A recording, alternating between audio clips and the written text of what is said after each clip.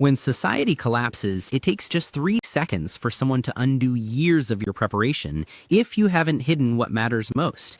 In this video, you'll discover the 10 critical items that become targets during any crisis, why governments and looters prioritize them, and the specific concealment strategies that will protect your survival resources when it matters most. Most preppers focus only on stockpiling. They miss the crucial element that determines whether their supplies keep them alive or get seized the moment chaos hits. Operational security. By the end of this video, you'll know exactly what to hide, where to hide it, and how to keep your independence when the system fails. Welcome to Food Decider, where we break down the hard truths about survival and self-reliance. If you're serious about preparedness, make sure you like this video and subscribe so you don't miss the strategies that could save your life. Let's start with something most survivalists won't tell you. You've probably heard of the rule of threes in survival. 3 minutes without air, 3 days without water, 3 weeks without food. But there's another rule that's rarely discussed, and it's the one that actually determines whether you survive a real collapse. It's the rule of confiscation. In just 3 seconds, someone can undo years of preparation if you haven't concealed what matters most. This isn't paranoia. This is pattern recognition based on history. Every single collapse follows the same script. Those with power, or those desperate for it, move quickly to seize whatever gives others independence. And the most valuable items aren't just food and ammunition. They're the force multipliers, the tools of freedom, defense, communication, mobility, and health. Throughout history, we've seen it happen again and again. During wars, governments seize resources under the guise of national security. During economic collapses, they control currency and freeze assets. During natural disasters, looters and desperate neighbors target anything that gives you an advantage. The pattern is unmistakable. Control resources and you control people. This is why operational security is just as important as your stockpile. If you don't have a plan to protect what you've gathered, you don't really have it at all. Let's start with the first item that will be targeted the moment crisis hits: communication gear. In a crisis, information is the most valuable resource, and it's also the most dangerous. Radios, scanners, and satellite communication equipment give you the ability to hear beyond the official narrative.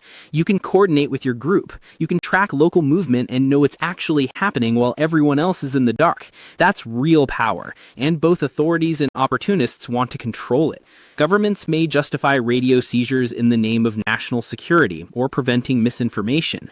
During martial law, unregistered communication equipment is often restricted or confiscated outright. Looters and power-hungry locals see radios as gold. They want them for spying, for coordinating raids, or for trading to other groups. So how do you protect your communications? First, use Faraday protection to shield your devices from electromagnetic pulses and keep them off the radar. Store your transmitters separately from your power sources. This makes them harder to find as a complete system. Use small, collapsible antennas that can be hidden from view. Use environmental concealment, false walls, hollow furniture, or buried PVC tubes. Build redundancy into your communications. Don't rely on a single device. Have backups and consider encrypted channels if you understand how to use them. Charge and rotate your batteries discreetly away from prying eyes. A hidden radio is your link to awareness, to coordination, and to survival. Treat it as a lifeline. Next on the confiscation list is fuel and propane. When the grid collapses, fuel becomes the heartbeat of survival. It gives you mobility, it gives you warmth, it gives you power. Governments will enforce rationing laws and conduct mandatory inspections, claiming your backup fuel is needed for critical services. Desperate neighbors and looters see fuel as opportunity. They know that without it, you're trapped and powerless. To protect your fuel, disperse it across multiple containers and multiple locations. Don't keep all your fuel in one obvious tank. Camouflage your storage containers. Paint them earth tones to blend in. Hide them in sheds, buried caches, or old vehicles.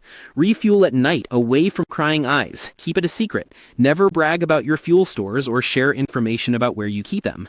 Loose talk could mean losing everything. The third target is cash and silver. Physical currency becomes a target the moment financial systems begin to collapse. Governments can freeze withdrawals. They can void notes. They can force new emergency currencies on the population. Precious metals may be seized for national reserves. Criminals and authorities alike want what you have because they know its value.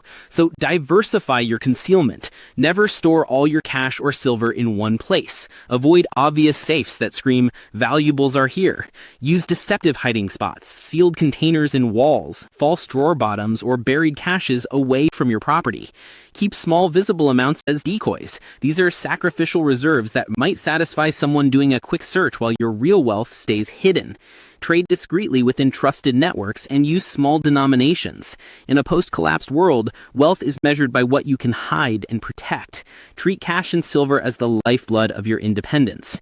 The fourth item that will be hunted is drones and optics. Drones, binoculars, night vision, and thermal scopes are eyes in the dark. They give you surveillance capability. They let you gather intelligence. You can scout for supplies while staying hidden yourself. Governments may ban drones or demand registration. Looters steal them for raids or to trade on the black market. These tools offer strategic advantage, and anyone with power will want to control who has them. Hide your optics deep in toolboxes, hollow walls, or sealed containers where they won't be found in a casual search. Disguise your cases. Label them as old electronics or fishing gear so they don't attract attention. Use your drones sparingly, never from your home base. And practice with your optics quietly. Knowledge is advantage. Seeing what others can't gives you strategic superiority when everything else is chaos. Protect your optics and drones. They're your eyes in the fog of collapse. Now we get to something that becomes absolutely critical when hospitals close. Antibiotics and essential medicines. When the medical system fails, medicine becomes treasure. Authorities may seize supplies for redistribution to the general population. Looters and desperate neighbors target private stashes, knowing they could save lives or could be traded for other critical resources.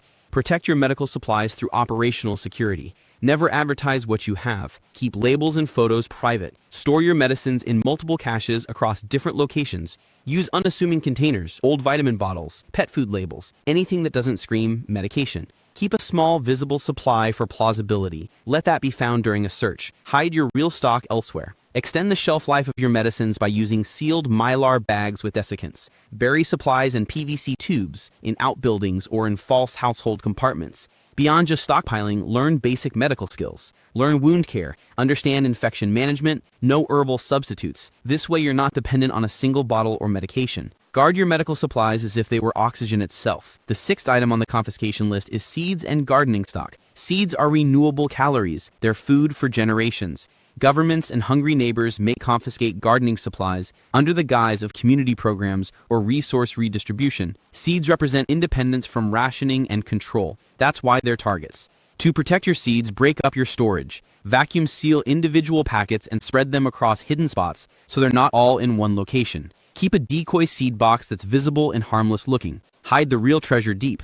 Build redundancy by storing extra hand tools, multiple watering methods, and seed trays in outbuildings or separate locations. Camouflage your containers. Label them as bird feed or organic samples. Use metal tins or waterproof mylar packaging. Bury some seeds in waterproof tubes away from your main property. Seeds are your future calories. The ability to grow your own food means independence. Protect them like your life depends on it, because in a collapse, it actually does. The seventh critical item is body armor. Body armor, plates, vests, helmets, becomes restricted material the moment a crisis hits. Authorities may justify confiscation for public safety, but the real reason is control. Looters and malicious hunt for armor because it provides protection they don't have. Hide your body armor deep. Use false walls and hidden compartments. Disguise your storage areas. Store your plates in dry PVC tubes buried underground or in crawl spaces where they won't be easily discovered. Keep one accessible vest while storing your best set elsewhere. Never post pictures online or mention your ownership. Digital footprints can lead authorities directly to what you're trying to protect. Body armor is your last line of defense between you and a threat. Hide it like your life depends on it. The eighth item is large water containers. Water is the ultimate lifeline. Everyone knows this. But large containers, drums, totes, jugs, are highly visible and prime targets for authorities and looters alike.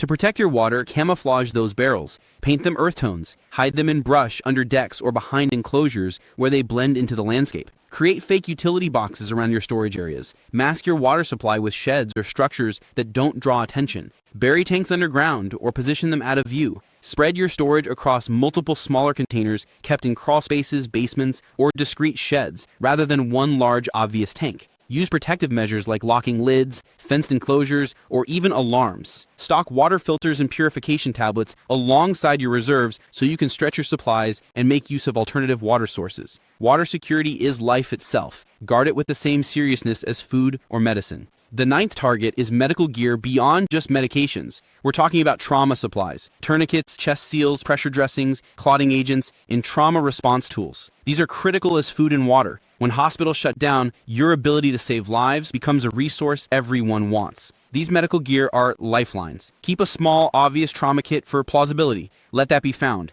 Hide your real tools in distributed caches elsewhere. Vacuum seal your gear to protect it from moisture and contamination. Use decoys so your visible kits satisfy someone's search while your real inventory stays hidden and intact. Keep duplicates at off-site locations or with trusted friends who understand operational security. Make sure you're trained. Know how to use your gear safely and effectively. Medical gear is leverage and a lifeline. Protect it as seriously as ammunition or food. The final item on our list is maps and navigation tools. In a world where GPS networks are down and satellites aren't transmitting, paper maps, compasses, and analog navigation tools become priceless. They're your ticket to freedom of movement. Authorities may try to control movement by seizing navigation resources. Looters value knowledge of backroads and cache sites. Store multiple copies of your maps in separate locations. Keep your key maps laminated so they're durable and can survive harsh conditions. Keep a primary set in your bug-out bag. Seal copies in PVC tubes or waterproof containers stored off-site. Keep digital copies offline in shielded devices protected from electromagnetic pulses. Memorize critical routes and landmarks. The more you know without depending on physical maps, the greater your advantage. Maps are tickets to freedom of movement. Protect them accordingly. Now that we've covered what gets targeted, let's talk about the system that protects it all. Layered concealment. Survival isn't just about buying supplies. It's about planning for protection, concealment, and survival under pressure. The items you've gathered, if hidden and secured properly, give you freedom, mobility, and the ability to make critical decisions when others are scrambling. The foundation of layered concealment is understanding that single hiding spots fail. You need multiple locations, decoys, and disguised reserves. Create believable false targets. If someone searches your home, let them find something that satisfies them. Let them think they found your stash when your real reserves are hidden elsewhere. The psychology of a thorough search is that once someone finds supplies, they often believe they've found everything. Use this against potential confiscators. Camouflage and dispersal work together. Blend your items with the environment. Break supplies into smaller, less obvious caches. Don't store everything in one location. Use outbuildings, buried storage, and unexpected locations. A basement full of canned goods screams prepper, but canned goods spread across a buried cache here, an outbuilding there, and false compartments throughout your property become nearly impossible to fully seize. The decoy system is critical. Keep visible supplies that satisfy casual inspection. Hide your real reserves elsewhere. Make confiscation feel complete when it isn't. If authorities do a thorough search and find food supplies, weapons, or medical gear, they may report back that they've secured your assets. Meanwhile, your actual survival resources remain hidden and untouched. Build redundancy across multiple locations. Why back up supplies at separate locations? Because a single point of failure means losing everything. Have caches at different properties if possible. Work with trusted partners who understand operational security and can store reserves for you off your main property. This network approach means that even if one location is compromised, you still have multiple survival resources intact. Secrecy is your first defense. Advertising your preparations is a survival mistake. Social media posts about your stockpile, photos of your gear, conversations with neighbors. All of this creates information that can be used against you. A quiet culture of preparedness means that people don't know what you have, and therefore they won't come looking for it. Build this mindset before crisis hits. The final layer is knowledge and training. Skills matter as much as supplies. Why? Because a trained person with basic supplies will survive longer than an unprepared person with enormous stockpiles.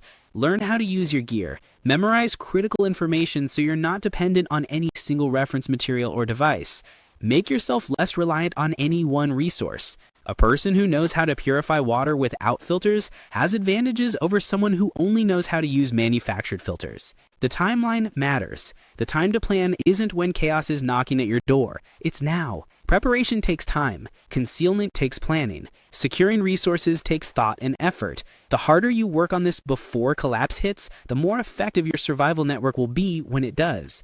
History teaches us something clear. The first step in any crisis is the seizure of critical resources. Your stockpile is only as strong as your operational security. Radios, fuel, cash, medicine, seeds, armor, water, medical gear, and maps, these aren't just valuable, they're essential for independence, security, and long-term survival. They're the difference between thriving through a collapse and becoming a casualty of confiscation. Protect your resources, sharpen your skills, stay one step ahead. When the system falters, what you can keep will determine whether you survive or become another casualty of confiscation. Stay prepared, stay aware, and treat these 10 items like the lifelines they are. Your survival depends on it. If this video helped you understand the importance of operational security alongside your stockpile, please like this video and subscribe to Food Decider for more strategies on survival, preparedness, and self-reliance. The knowledge you gain today could save your life tomorrow.